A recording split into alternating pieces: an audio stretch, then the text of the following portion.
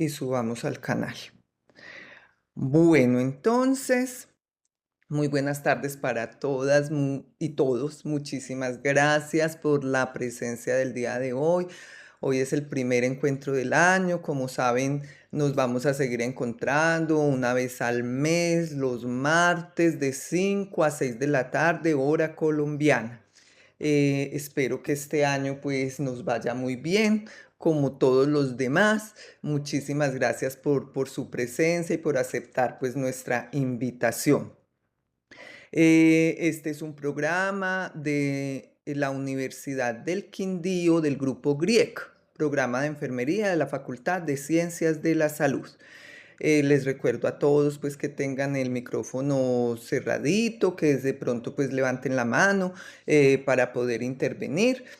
Y las preguntas pueden poner preguntitas en el chat o de pronto levantar la mano para que vayamos pues haciendo como la interacción. En el chat les voy a ponerle el listado de asistencia para que por favor me lo llenen. Ustedes saben que al final de las intervenciones de todo el año se les manda el certificado de asistencia. Entonces pues para eso sí necesito que lo registren. Entonces yo se los mando más tardecito.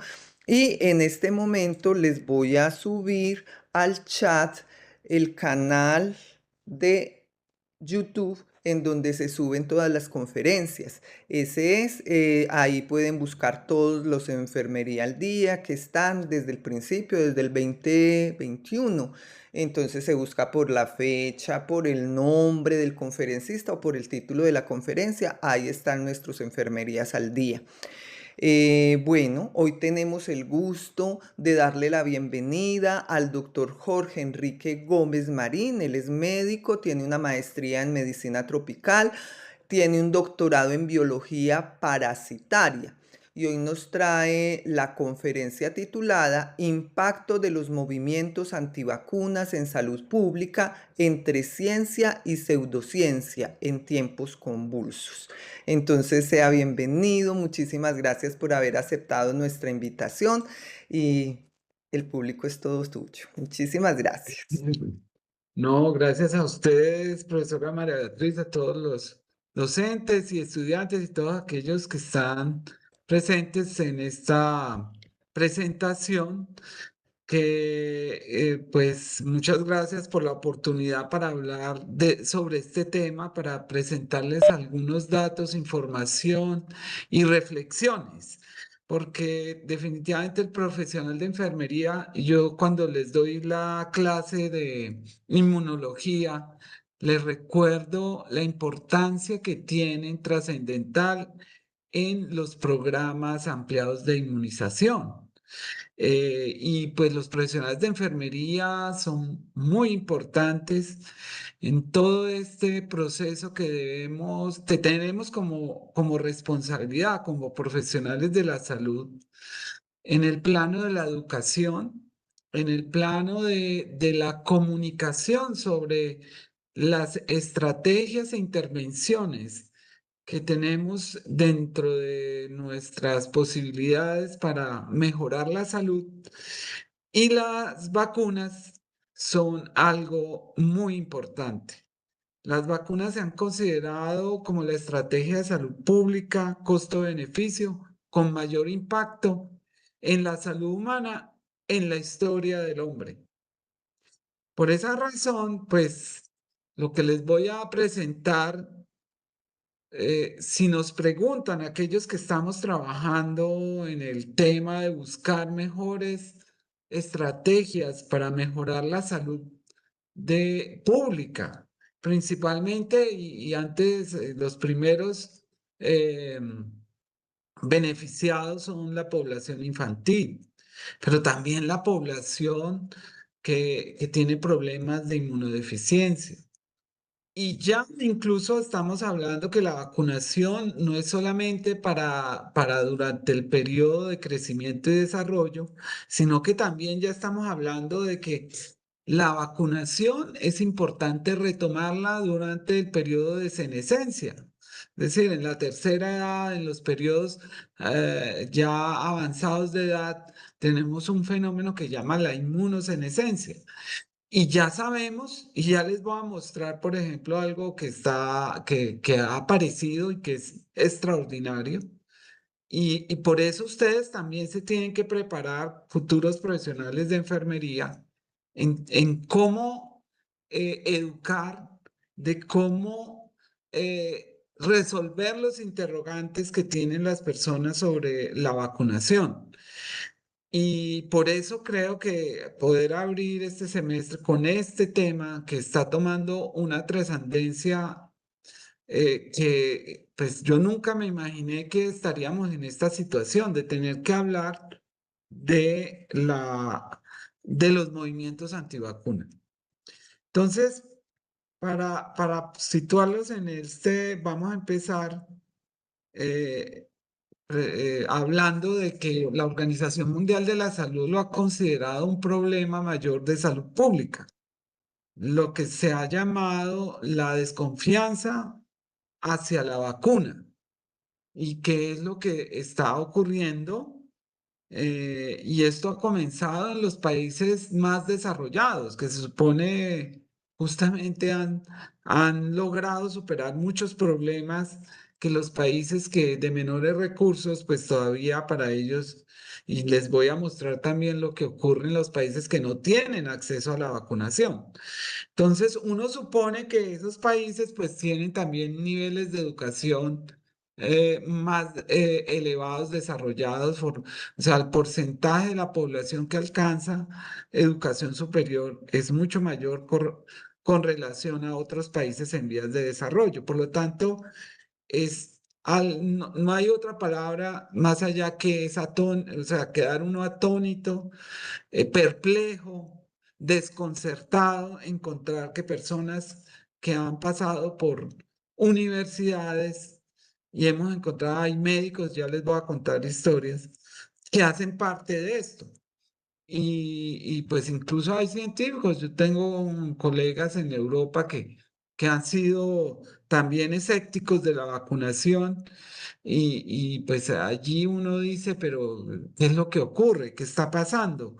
¿Por qué ese fenómeno es un fenómeno que pues aunque no es nuevo, pero se ha tomado ya una proporción muy importante y ha alcanzado los niveles ya decisorios más importantes de la salud en los países desarrollados? Y ya les voy a contar lo que está ocurriendo en Estados Unidos. Entonces, aquí empecemos por algo que, no sé, quienes estamos en la salud y leemos de la historia, bueno, yo alcancé a oír historias de lo que ocurría con los niños que sufrían el polio. En Bogotá existe una fundación, quienes van por la circunvalar van a pasar al lado de un hospital, el cual se había especializado en atender los niños con polio. Pues hoy en día, ya recuerdo, había una estampilla en Colombia dedicada a recoger fondos para atender estos niños, que eran los niños con todas las secuelas que dejaba el polio, la parálisis infantil, así se le llamaba. El polio deja unas secuelas muy importantes. Y acaba de morir una de las personas que vivió pues más tiempo con esto que ustedes están viendo ahí, que es un pulmón de hierro. Y eso es algo, o sea, nosotros hoy en día, pues yo no, a mí no me tocó ver esto. Como les digo, yo conocía las historias y uno veía que existía la Fundación Franklin Delano Roosevelt. Roosevelt fue un gran eh, promotor de todas las campañas para presidente de Estados Unidos para recolectar fondos para erradicar el polio.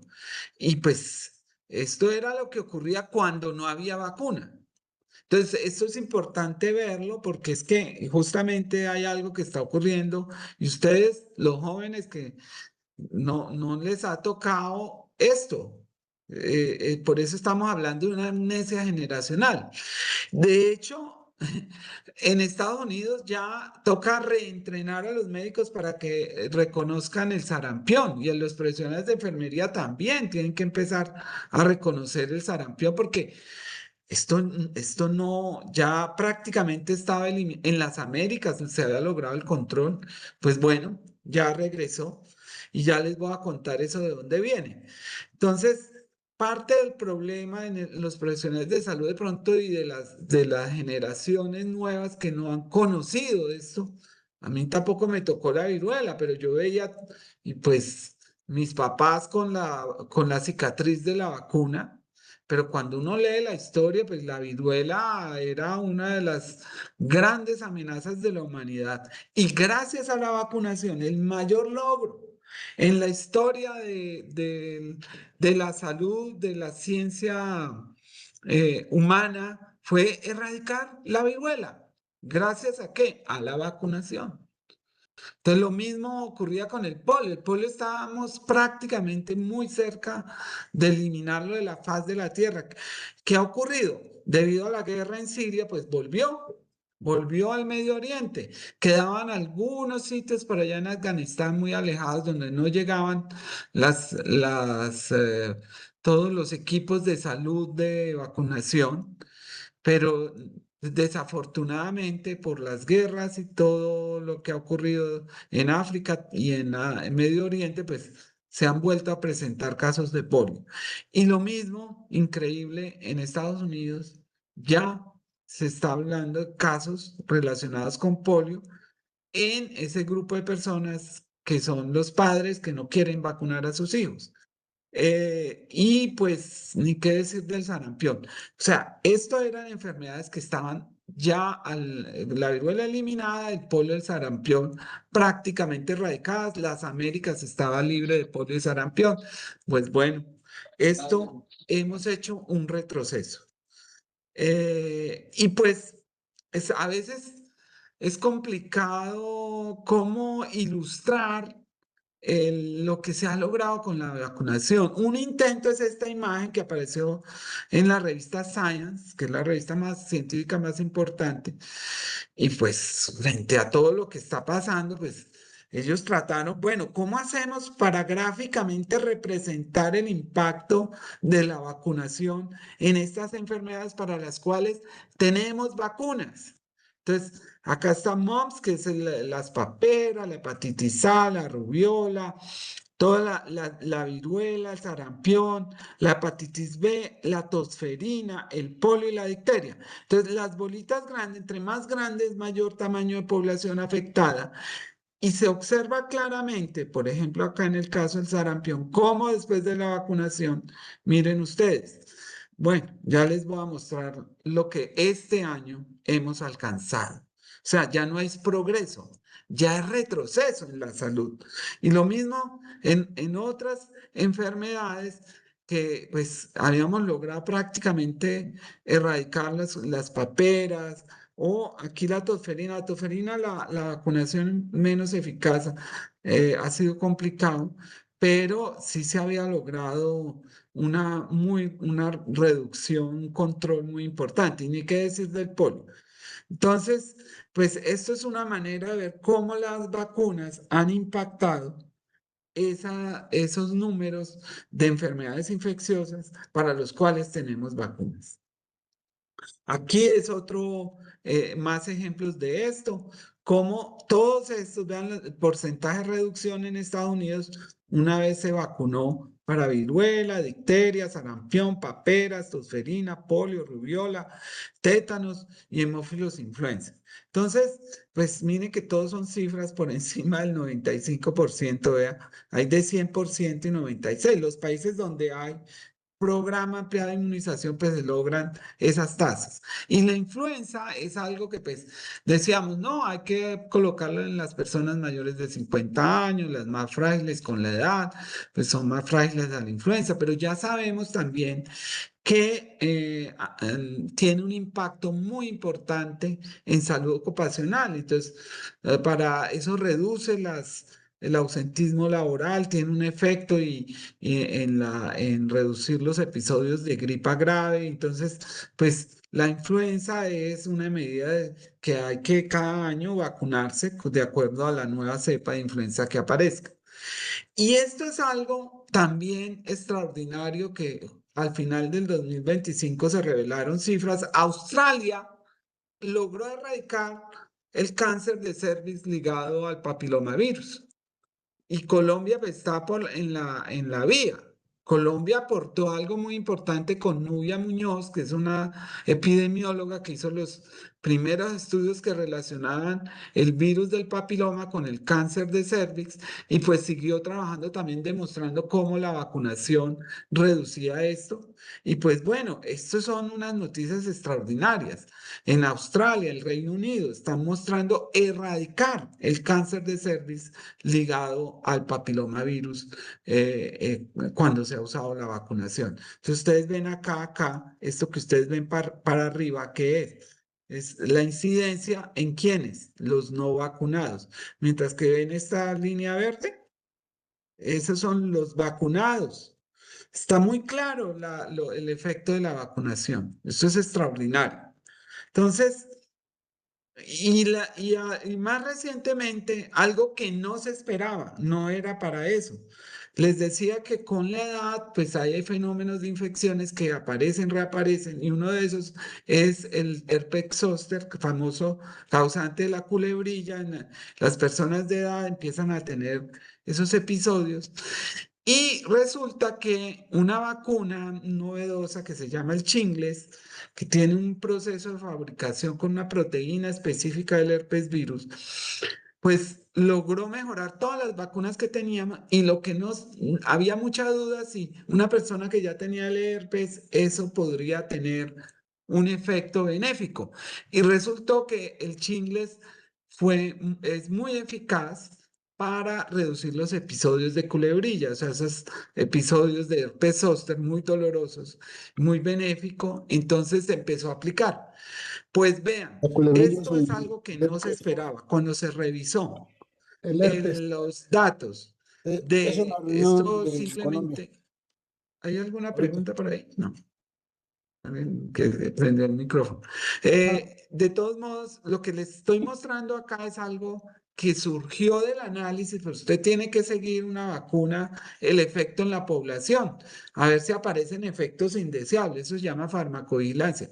Pero lo que ocurrió es que hubo un efecto totalmente inesperado y era que las personas que habían recibido el Chingles tenían una reducción en episodios ya en demencia, muerte debido a demencia y trastorno cognitivo. Cuando fueron a analizar eso, sabemos que el herpes está asociado a demencia, pues entre otras el Alzheimer, es una manifestación de ella.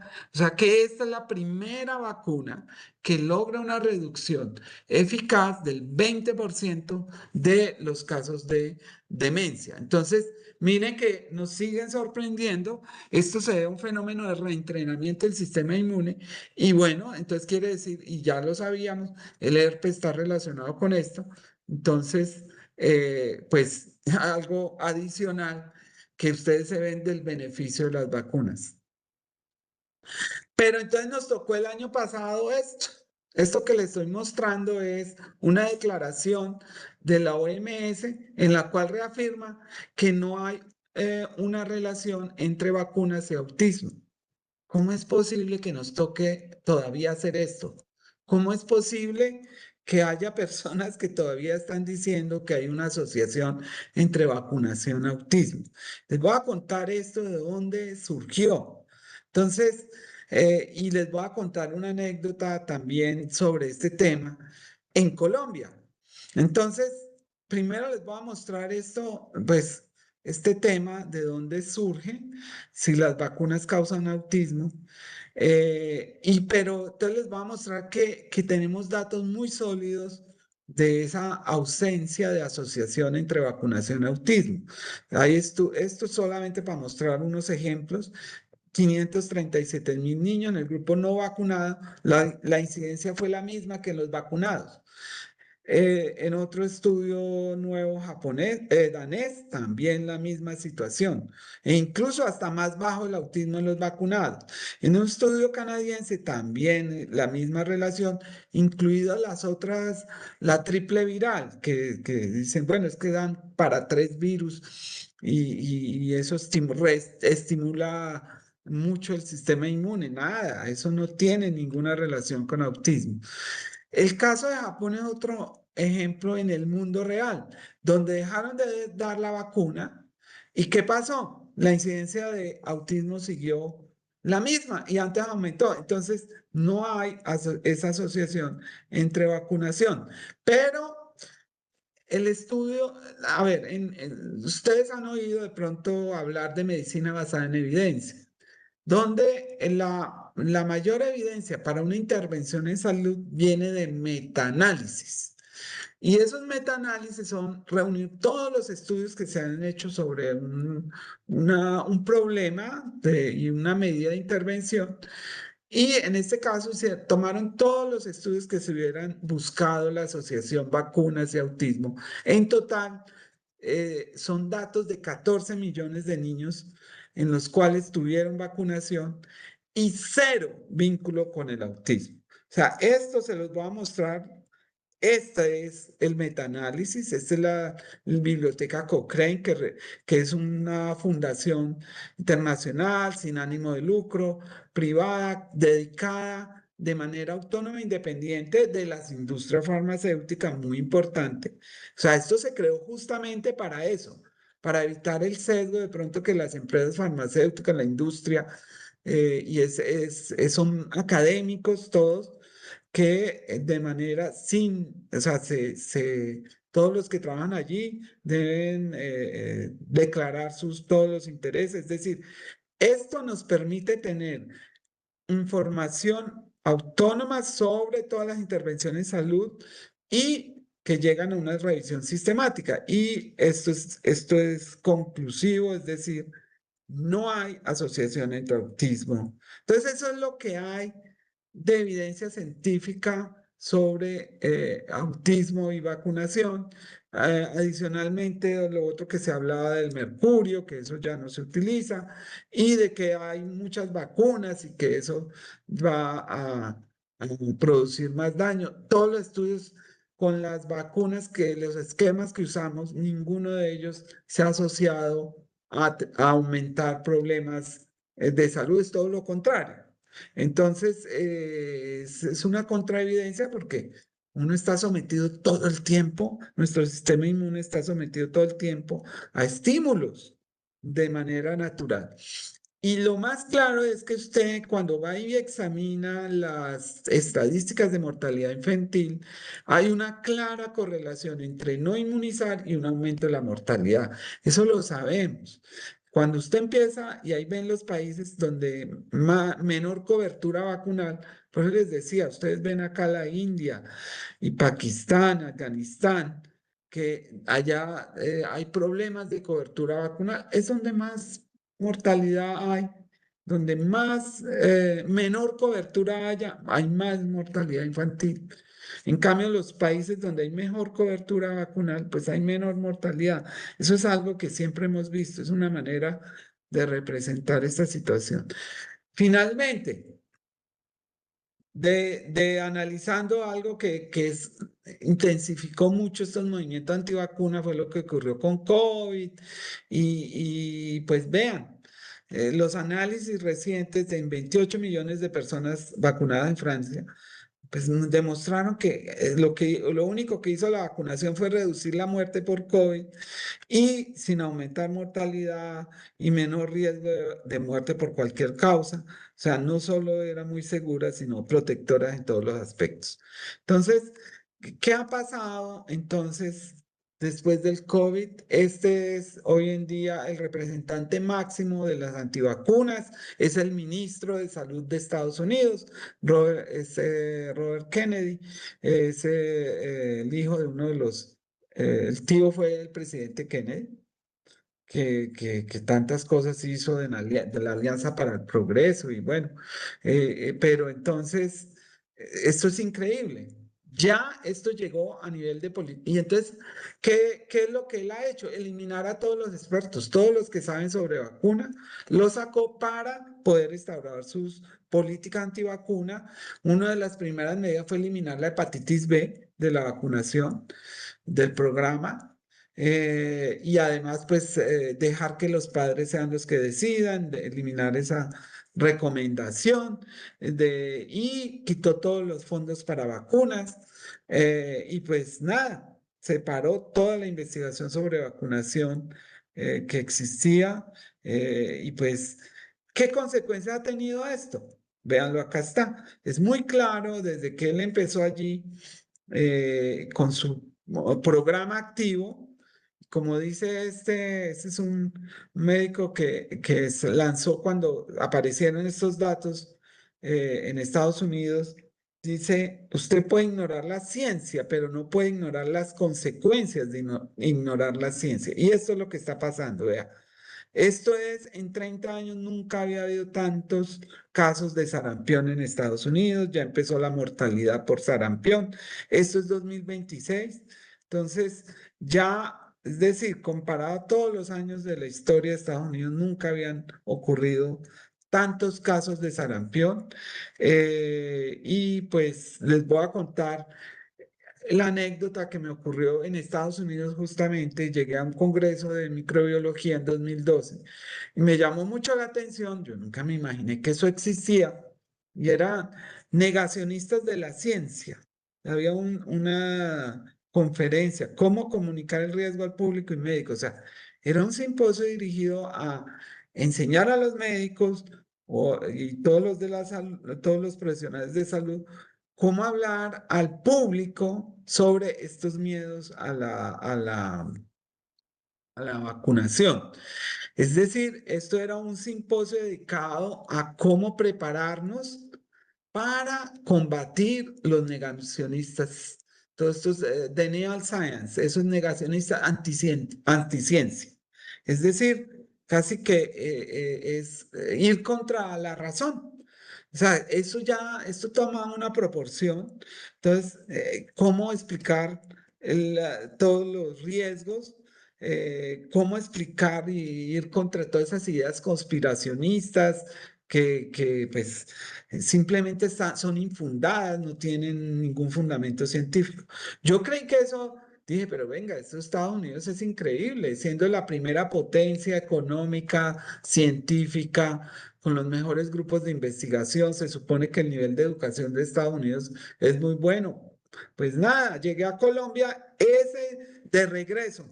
Y llegando a Bogotá me llega un correo diciéndome, vea, los pediatras le están pidiendo, yo era el presidente en ese momento de la Asociación Colombiana de Infectología, están solicitando urgente que se haga una declaración oficial de nuestra asociación, de la Asociación Colombiana de Infectología, sobre un reportaje de RCN donde una psicóloga dijo que las vacunas eran la causa del autismo. Y todos los pediatras empezaron a recibir papás angustiados y ya pues hasta muy agresivos con los pediatras que por qué estaban haciendo vacunar a los niños si eso producía autismo. Entonces me tocó sacar esto, un derecho de rectificación. Pues yo les digo, Rodrigo Parde, que en paz descanse, no lo hizo, pero nosotros usamos todos los medios para dar una corregir todas esas informaciones pues esto pues es para mostrarles que esto crea un pánico en las personas, esa mala información. Entonces, la historia reciente de dónde surge y dónde se basa Robert Kennedy para hablar de esa asociación de autismo y vacunas, de un estudio que hizo un gastroenterólogo pediatra, Wakefield, que cogió 12 niños, los vacunó y miró que 9 de 12 tenían autismo. Pero después se vio que muchos problemas, que el estudio había sido financiado por abogados de grupos antivacuna, que había un ánimo lucro, conflicto de interés financiero en ese autor, en ese pediatra, que los datos habían sido manipulados deliberadamente y que hubo pues muchos comportamientos poco éticos con los niños que participaron en ese estudio. Entonces, esto después de que se analizó, se estudió, la revista Lancet, la revista más importante en medicina, pues retiró el estudio. Esto ha tenido unas consecuencias. Este que está aquí es Peter Hotez, es un pediatra. Yo digo, para mí es una figura muy importante, un modelo de lo que debe ser la salud pública. Él trabaja mucho por las enfermedades tropicales desatendidas, por eliminar todas esas enfermedades ligadas a la pobreza. Y pobreza hay también en Estados Unidos, y él trabaja mucho con los migrantes, es un profesor de la Universidad de Texas. Y él tiene una hija con autismo. Y él sacó un libro en el cual el título que le colocó es El autismo de mi hija no es causado por las vacunas. Porque, pues, ¿cómo dar un ejemplo personal propio de por qué, cómo argumentar frente a todos estos movimientos? Y él, en la actualidad, pues él es muy activo. Yo no sé si ustedes de pronto lo han visto, él aparece mucho en CNN, en todo el mundo, cuando se habla del tema de vacunación, cuando se habla o de enfermedades tropicales con problemas de salud tropical. Él ha venido varias veces a Colombia, en los congresos lo hemos tenido, de medicina tropical. Y pues es increíble, es amenazado de muerte. ¿Cómo les parece? Él por ese activismo que él tiene, tratando de explicar el por qué las vacunas son importantes en salud pública. Esos movimientos han ido creciendo y ustedes ven ahí los puntos donde hay movimientos antivacuna, pues que se organizan y están declarados. Y hay una correlación usted donde ven los colores, es donde hay esos movimientos antivacuna, donde han aparecido, donde hay más movimiento antivacuna, aparecen más brotes de sarampión. Eso es desde 2015, y uno de esos brotes más ejemplares, pues de ejemplares que demuestran el problema que tienen estos movimientos antivacunas, es lo que ocurrió en una comunidad en Minnesota, eran de migrantes de Somalia, y Wakefield fue allá a hablarles pues para él, que las vacunas, a decirles que las vacunas producían autismo. Y pues ese grupo, cuando yo, un médico, que estaba diciendo esto, pues dejaron de vacunar. Y vean lo que ocurrió. Entonces, empezaron a aparecer casos dejaron de vacunar de sarampión. Y esto se tuvo una propagación, un brote más grande que había ocurrido en Estados Unidos hasta ese momento. En la actualidad eso ya se superó. Y entonces miren ahí cómo esto ocurrió. O sea, miren un médico capaz de lograr esto. Entonces, también otro de los efectos ha sido el aumento en casos de tosferina. Entonces, por eso acá, vea, aquí cuando aparece en el 98 el estudio de autismo de Wakefield, vean lo que ocurre. Por eso acá, antivacunas, esto es culpa de ustedes. O sea, vean cómo era la tosferina antes de que esos movimientos antivacunas ocurrieran y luego empieza a aparecer tosferina. Y esto pues también ocurre en Europa. Es muy interesante a nivel de sociedad analizar estos fenómenos y esto al final voy a avanzar algunas explicaciones sobre esta situación en países desarrollados que se supone tienen niveles de educación grandes, o sea, el nivel universitario es importante y bueno, pero ¿por qué está pasando eso? Entonces, vean que van ganando, están ganando los antivacunas. Y les voy a mostrar esto, lo que les mostré ahora en Estados Unidos este año, pero les voy a mostrar aquí esta gráfica, es muy diciente. ¿Cómo es posible que en Europa esté ocurriendo esto y en Estados Unidos? Afortunadamente, miren que en Colombia, ustedes ven estas gráficas dinámicas de los años, cómo van apareciendo en Europa y Estados Unidos, que supone que tienen programas de inmunización, pero esto es claramente relacionado con movimientos antivacunas. Entonces, estamos viendo el retorno de lo prevenible en personas que tienen acceso a la vacunación. O sea, ahí hay un problema que uno no puede sino concluir qué está pasando con estas personas. ¿Cómo es posible que hayan elegido un presidente y estén de acuerdo para que haga políticas antivacuna?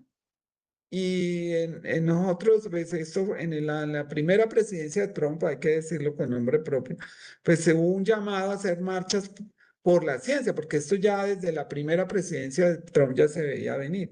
Entonces, en todo el mundo hubo marchas por la ciencia, ustedes ven ahí, los colores son los países donde hubo marchas por la ciencia.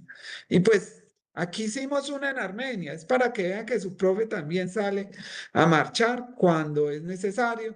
Y fuimos allá y allá hubo la prensa.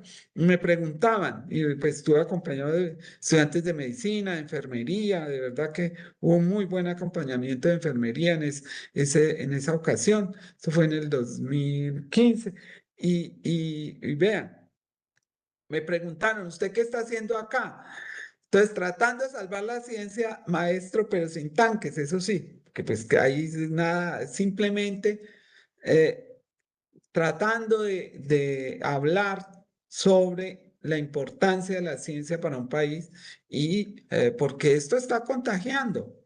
Es decir, y les voy a mostrar que es un fenómeno ya, y ya está tomando proporciones tiene unos visos que uno se dice, pero esto está organizado, están buscando, de hecho en Estados Unidos ustedes han oído que hay unos movimientos, pues políticamente están obligando a las universidades a tomar ciertas políticas y sobre todo, les han cortado los recursos para investigación. Es increíble, Estados Unidos se está echando para atrás definitivamente.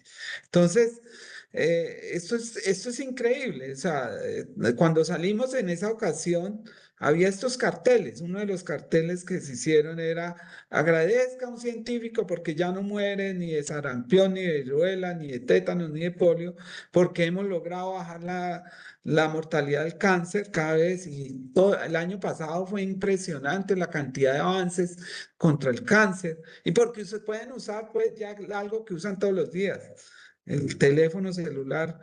Entonces, ¿cómo es posible que en esta situación nunca en la historia de la humanidad habíamos logrado tener tantos científicos, tantas publicaciones y están apareciendo y votan por líderes políticos que son capaces? Acá yo les cuento, ahí en nuestra facultad vino un médico a hablar de que no existía el VIH. Eso fue en el año en 2013 o 12. Y era de parte de un grupo de médicos hablando de complot de la industria farmacéutica y que nadie había visto el virus del VIH. O sea, es una cosa increíble, increíble. Esto que les he contado, que es los movimientos antivacuna, también existen en Texas hay una ley que obliga a hablar de creacionismo, o sea, el diseño inteligente y no sé qué, contra la evidencia que tenemos de cómo ocurre la evolución de las especies, pero ni digamos de lo del cambio climático. Y ustedes ven que en Estados Unidos el actual presidente y las políticas eliminaron muchos fondos de todas las agencias y también cambiaron la agencia del medio ambiente, todos el Instituto de Investigaciones Meteorológicas. O sea, está muy bien estructurado la política contra la ciencia que existe en la actualidad. Y como ven, entonces yo no he hecho sino estar reflexionando para tratar de entender. Por eso me parece importante que esto nos sirva también para que reflexionemos sobre qué es la ciencia, cómo se aparece el conocimiento y lo más importante, uno de los problemas más graves que esperamos no ocurra es el declive en el pensamiento crítico, porque con inteligencia artificial vamos a empezar a ver fenómenos pues, a perder. El cerebro es como cualquier otro órgano, sus procesos fisiológicos hay que estarlos ejercitando. Ustedes ven que una de las medidas para evitar la memoria es hacer ejercicios de memoria. Tenemos que las personas de edad que hagan sopas de letras, crucigramas. O sea, eso hay que ejercitarlo. Y si dejamos de esforzarnos en procesos analíticos, pues ¿qué es lo que nos espera? Eso ya se predice, el declive cognitivo. O sea, y eso va a pasar, las nuevas generaciones pues van a tener como nunca acceso a información, pero eso al mismo tiempo les va a llevar a una atrofia, a una pérdida de capacidades y competencias cognitivas. Muchas de las cosas que ocurrieron, por ejemplo, contra el COVID, que hablaba, aparecían muchos, impresionante, y vi médicos también hablando de eso, son basados en sesgos cognitivos. Los psicólogos, esto ya está muy bien identificado, esto simplemente va a mostrarles que son más de 25 sesgos. Aquí unos ejemplos así de ellos: teoría de la identidad social, defensa de estatus, el efecto de arrastre, responsabilidad externa, primera impresión, el efecto halo. Todo eso, pues son fenómenos normales, pero justamente el aprendizaje, la educación nos permite poder identificar este tipo de sesgos, analizarlos y poder evitarlos. Pero el más importante de todos, siempre lo digo, es el sesgo de confirmación. Es buscar evidencia para confirmar nuestros preconceptos, lo que creemos, que no está basado en evidencia científica. Pero eso es algo que incluso es un instinto natural, que usted siempre tiende a preservar lo aprendido, y cuesta cambiar.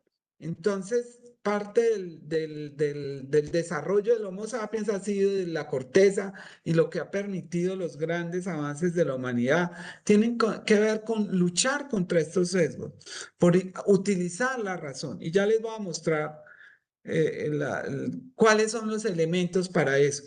Entonces, las características de todos estos grupos, que finalmente son políticos, que tienen unas ideologías, que pretenden preservar ciertos estatus, por eso no les gusta a los científicos, que en general nosotros somos de pensamientos abiertos, liberales, pero pues tenemos la autocrítica, etcétera. Eso no les gusta a las personas que tienen pensamientos autoritarios, o que creen que lo que ya saben es lo que es así, nunca se están cuestionando. Entonces, ahí surge la base para negacionistas de la ciencia, y ahí están los fake experts, expertos falsos.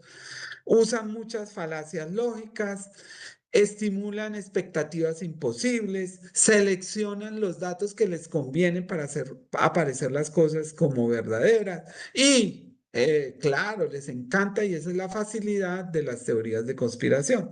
Entonces, todo eso nos lleva a una serie de consecuencias, a coger aquello que no es, las falsas representaciones, saltarse con conclusiones, dicotomías falsas. Entonces, lo que yo quiero es sobre todo que ustedes empiecen a reflexionar cómo es que llegamos nosotros a ese razonamiento crítico. Y ahí está el problema de interpretación. Siempre tenemos que utilizar esa categorización, decodificar, significar, clarificar significados. Entonces, miren que ahí eso nos obliga, por ejemplo, algo muy importante: la riqueza de vocabulario, el lenguaje.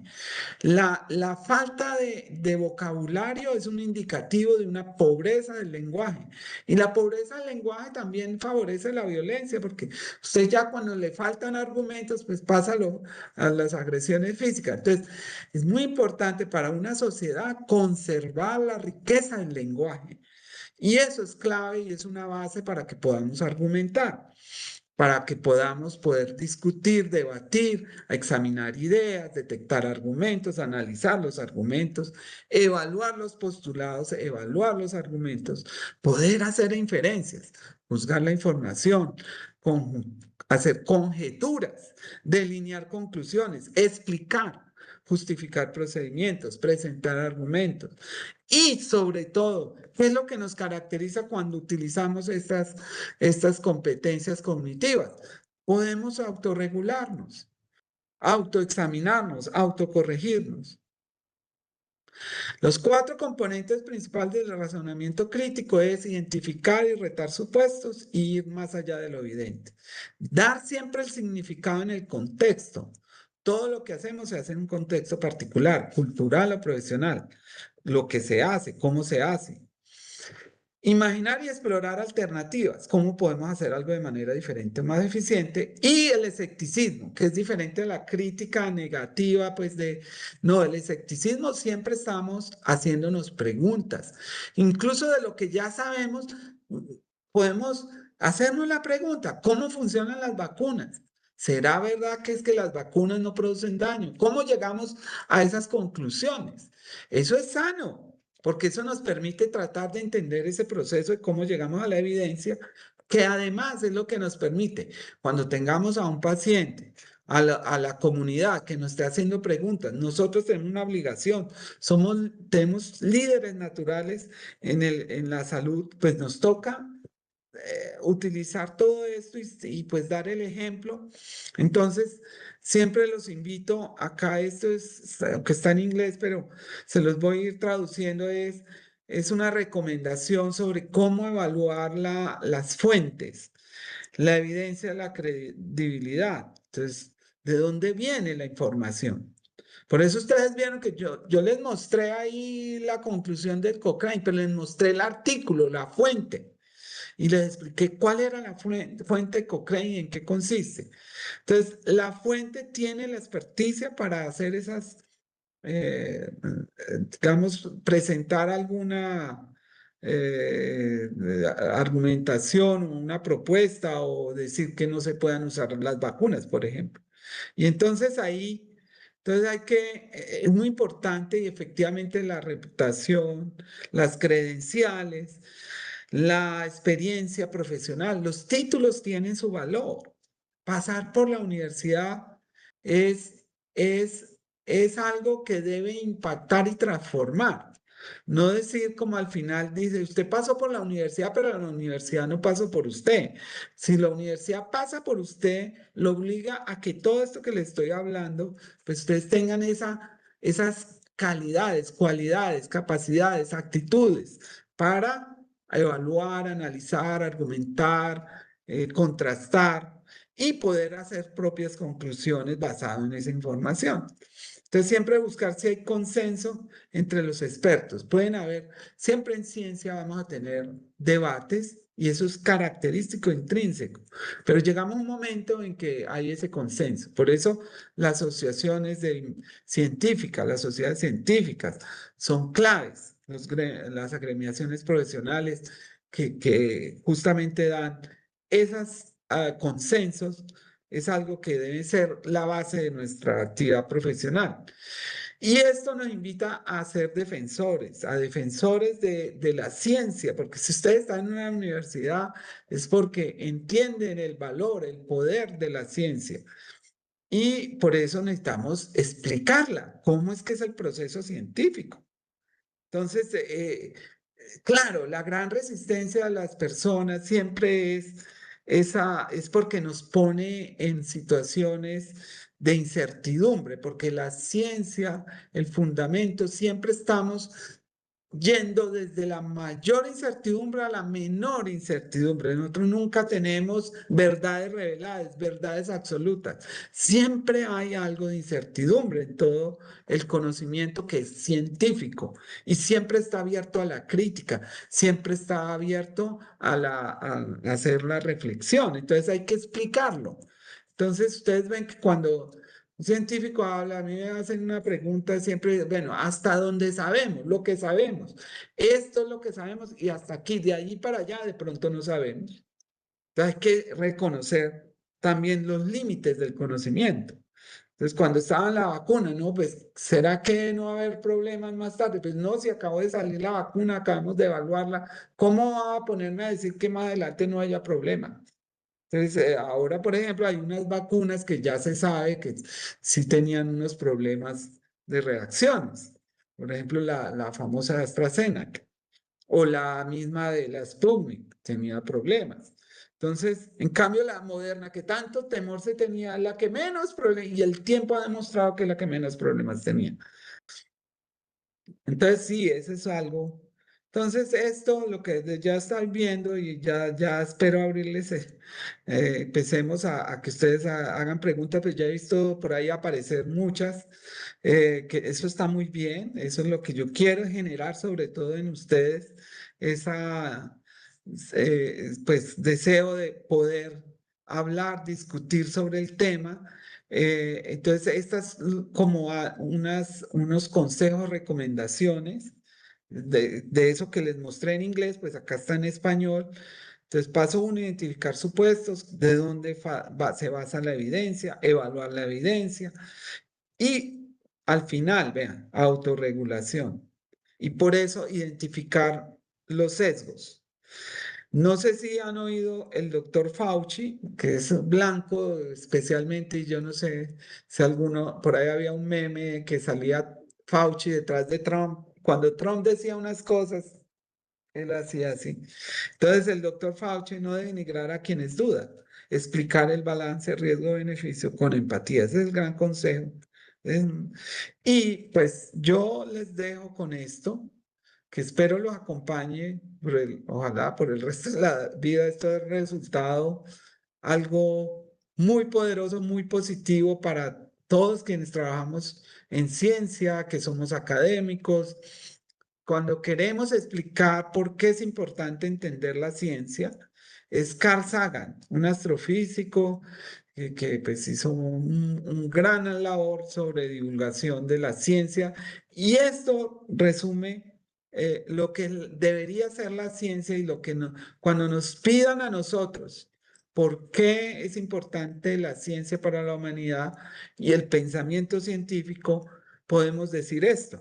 El pensamiento científico da prioridad a los hechos, incluso cuando estos no se ajustan a nuestras creencias. Nos urge a no ser dogmáticos, a abrirnos a nuevas ideas. Nos aconseja tener varias hipótesis para probar cuál de ellas explica mejor esos hechos, sin dejar el más riguroso escrutinio escéptico. Este pensamiento nos ha permitido encontrar grandes soluciones para la humanidad.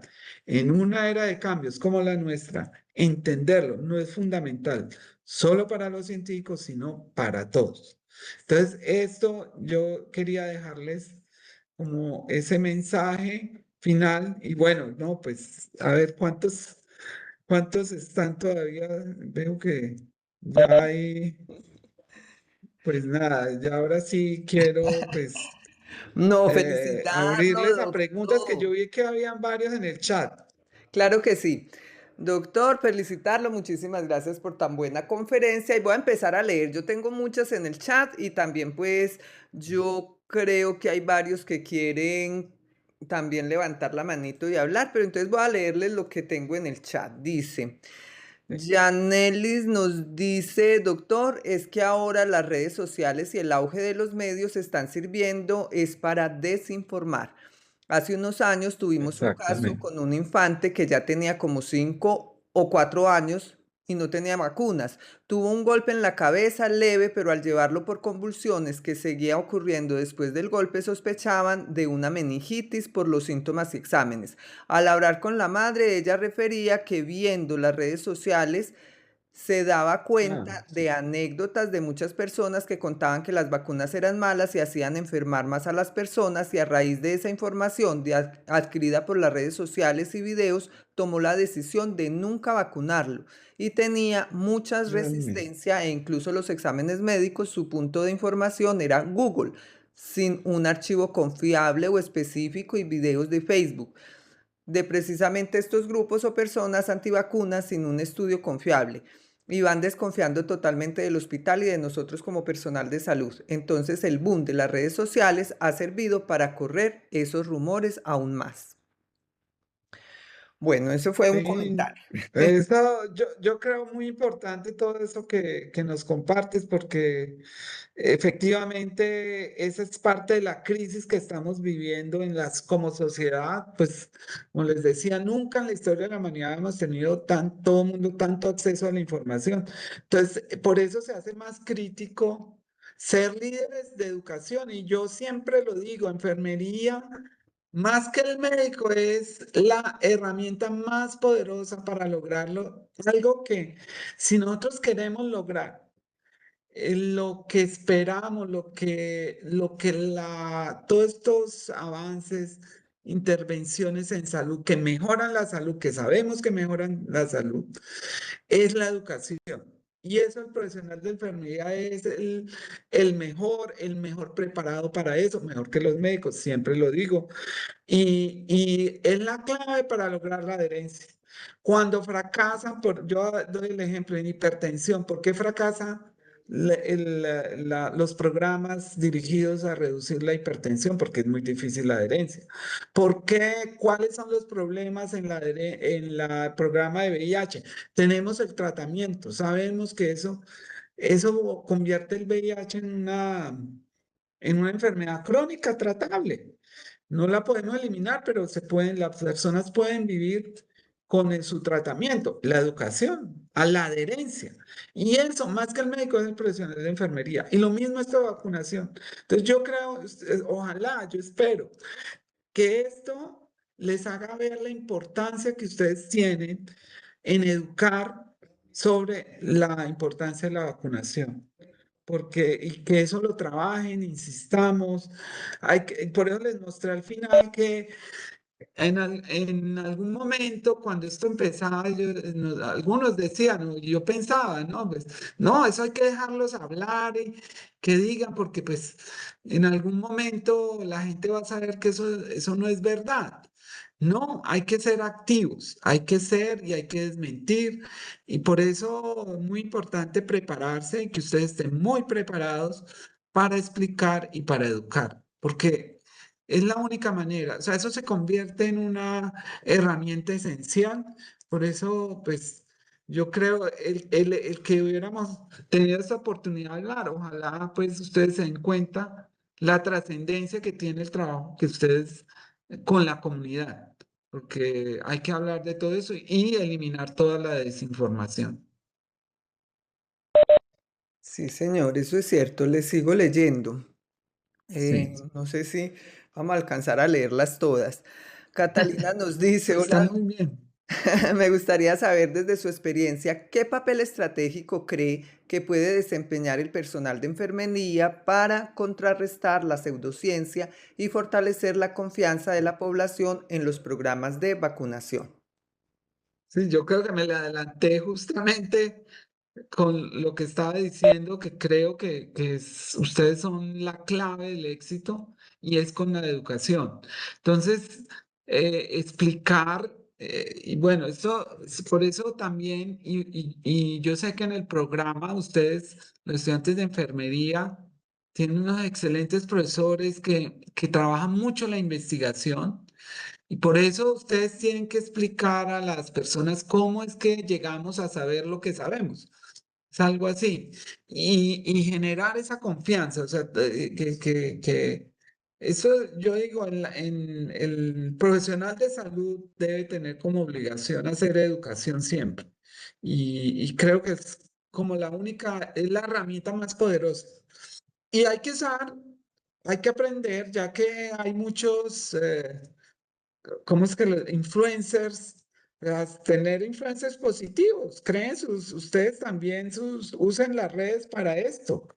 Y, por ahí, y uno encuentra profesionales de salud que hacen una muy buena labor. Entonces, es eso, que seamos la masa que logre hacer el cambio. Que esto, una sociedad solo se cambia con educación y pues si la mala información está ganando terreno, hay que buscar cómo hacer atractiva la información positiva, la información que realmente salva vidas y no lo que está ocurriendo, ¿no? Vean las historias yo estoy que tomo todas estas historias, si me permiten voy a guardarlas, no sé, porque de verdad está muy, muy interesante todo lo que ustedes están escribiendo y yo creo que sí, esto que ustedes escriben, deberíamos, no sé, hacer un blog, profe, no sé, ustedes no tienen algo ojalá de esta sesión sacar a alguien un blog como contando todas estas, todo esto que ustedes están contando acá en el chat, porque creo que vale la pena. Totalmente de acuerdo, sí, señor. Bueno, le voy a leer otro. Diana Alegría, Sí. considero que desde nuestro rol como enfermeros, la educación en salud basada en evidencia científica es clave para contrarrestar los movimientos antivacunas, ya que permite corregir la desinformación, fortalecer la confianza, promover decisiones informadas a través de una comunicación clara y empática. Se puede contribuir a la protección de la salud individual y colectiva. Muy bien. Sí, Leo. sí, no, súper. Marcela, creo que es importante que se aborde la parte de la educación en salud sobre los mitos sobre las vacunas, ya que se enfatiza en vacunas a menores de 5 años, mas no se trabaja en la educación hacia mitos de abuelos y de adultos. Muy bien, eso, mira, ahí yo creo, da ideas, ahí les dejo una idea, vea, eso que ustedes están escribiendo podría ser el origen para un proyecto de investigación, ¿no?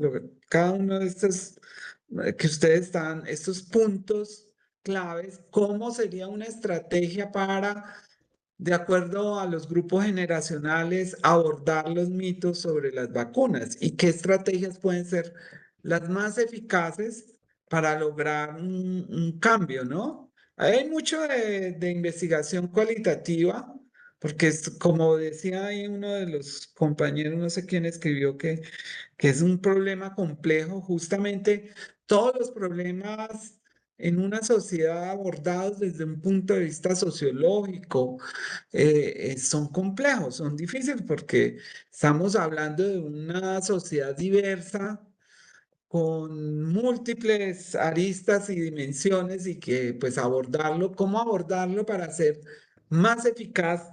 Eso sí es creo que es un reto, eso es un reto para, pues yo les pondría ese reto de cómo abordar esta situación para mejorar la educación, cómo lograr estrategias educativas de impacto, transformadoras. No es fácil.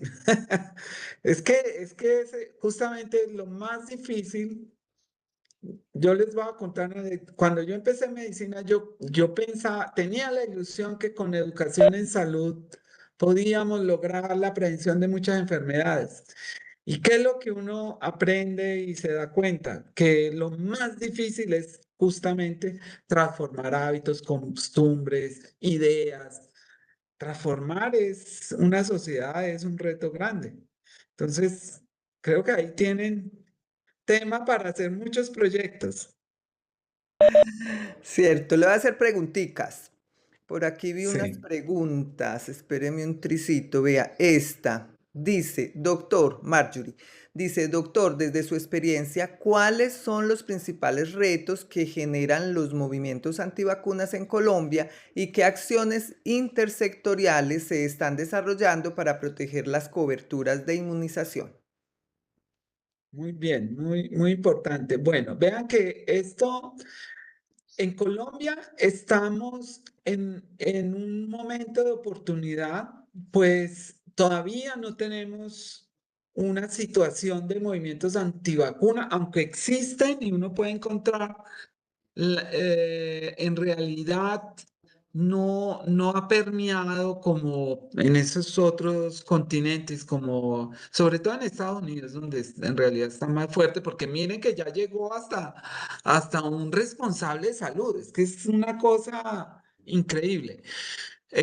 Pero yo creo que sí es muy importante, seamos conscientes en Colombia, debemos como prevenir y evitar que lleguemos a esa situación. O sea, afortunadamente, los movimientos antivacuna acá todavía no están muy extendidos y no llegan a ese impacto que les he mostrado. Creo que lo que les he mostrado nos debe servir de advertencia y de prepararnos y de ser muy activos en que eso no ocurra en nuestra sociedad. Muy bien. Otra pregunta. Buenas tardes, doctor. Esta es de Laura. Dice, quiero saber, según su experiencia o revisiones, cuál es la manera más eficaz para persuadir o poder impactar en una persona antivacuna cuando la enseñanza de la evidencia científica no es suficiente. ¿Hay alguna otra herramienta teniendo en cuenta las diferentes poblaciones que Eh, abordamos? Claro, muy bien, es muy importante. Eso da tema para otra conferencia, casi un curso. De hecho, hay unos grupos que se han formado. Yo he encontrado mucha información en España. No sé, ustedes pueden buscar en internet unos grupos de trabajo. Hay profesionales de salud antibulos. Bulos en España se refiere a esto, a toda la mala información, más información falsa en salud. Y ellos han creado como unas guías para poder discutir con estas personas.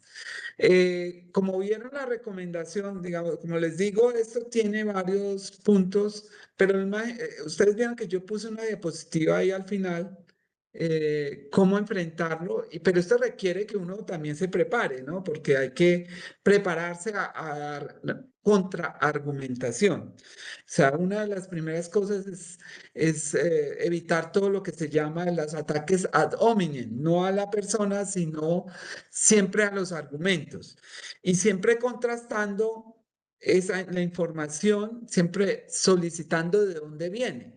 Entonces uno tiene que empezar a discutir, bueno, esa información, cómo se obtuvo, cuál fue la fuente, y entonces tratar de explicar que para uno llegar a unas conclusiones en medicina, en ciencia, en salud, pues uno necesita estudios muy bien diseñados, porque existe, por ejemplo, las vacunas para uno saber si funcionan, uno tiene que evaluarlas frente a algo que llama el placebo. Entonces, hay que ponerlos a hablar que, bueno, ¿qué es un placebo? ¿Cómo es ese cuento del placebo? Entonces uno hay que, por ejemplo, eso es algo que también hay que explicar. Y bueno, uno encuentra como les decía, en estos, afortunadamente sí hay estos grupos que trabajan activamente y como les decía, los he visto muy organizados en España. Tienen páginas dedicadas a dar herramientas para discutir con estas personas. Entonces sí les recomiendo de pronto que busquen y empaparse un poco de todas esas estrategias que se pueden tener porque no es fácil, no es fácil. Hay personas que pues uno llega a la conclusión no van a cambiar, pero lo importante es que no hagan daño, que no eviten como contaron la experiencia. Por eso les digo que tenemos que ser muy activos educando. Cierto, muy bien. Bueno, Karen nos dice, doctor, teniendo en cuenta que el movimiento antivacunas ha cobrado fuerza en los últimos años, en gran parte por desinformación, por la desinformación que circula, ¿cuál considera usted que es la motivación de ciertos grupos o empresas para difundir este tipo de mensajes? ¿Por qué buscarían desacreditar las vacunas y qué beneficios podrían obtener de ellos? Bueno, entonces hay unas justificaciones, hay muchas ideológicas. Eh, se ha encontrado, por ejemplo, estos grupos en Estados Unidos tienen vínculos con empresas naturistas. Entonces, por ejemplo, todos esos suplementos nutricionales o que llamados naturistas, eso es un mercado grandísimo. O de productos, sí, de productos alimenticios. Entonces ellos explotan unos temores que pueden ser naturales o desconfianza de las personas.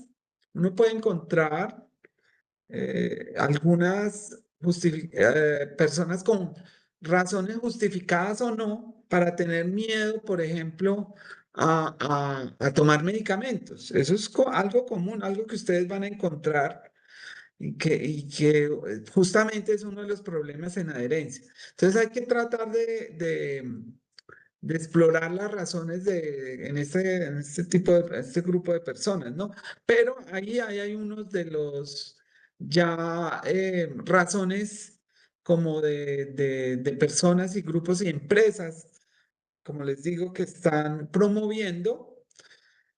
porque el problema, por ejemplo, de esos productos naturales que no tienen evidencia científica es que cuando, por ejemplo, solicitan autorización para su venta, pues eso se les obliga a una cantidad de estudios para que, por ejemplo, acá en el INVIMA, si usted tiene un producto natural, usted tiene que presentar evidencia de que no es dañino.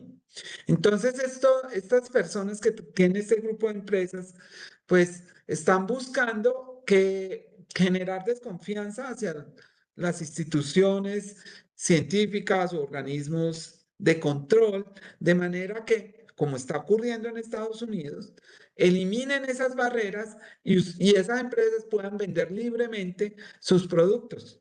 Entonces se dan cuenta que hay una motivación perversa muy grave, pues naturalmente antiética, porque están poniendo en riesgo la salud de las personas buscando ese aprovechamiento natural, porque claro, esos productos naturales, pues aquí en Colombia, por ejemplo, cada vez eso se está colocando más, digamos, requisitos para que una empresa, los que venden productos naturales, puedan venderlas.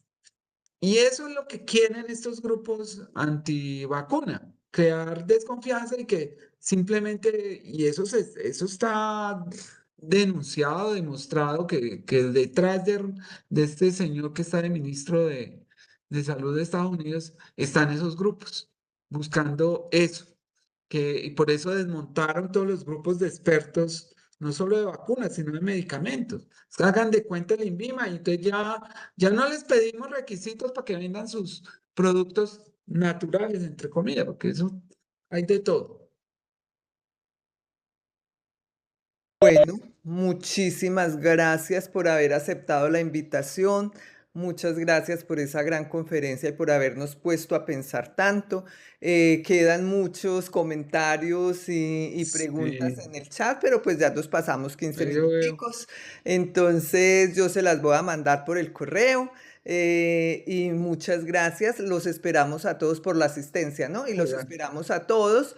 eh, para la próxima, que es el 10 de marzo a la misma hora de 5 a 6 de la tarde. Muchísimas gracias a todos y un gusto tenerlo acá. Hasta luego.